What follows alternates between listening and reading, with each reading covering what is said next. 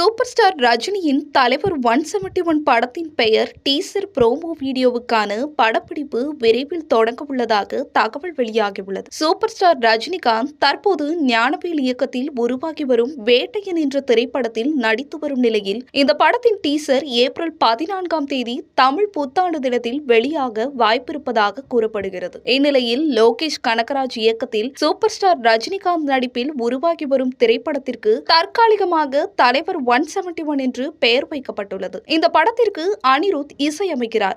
சமீபத்தில் இப்படத்தின் போஸ்டர் ஒன்று வெளியாகி ரசிகர்களிடம் நல்ல வரவேற்பை பெற்றது.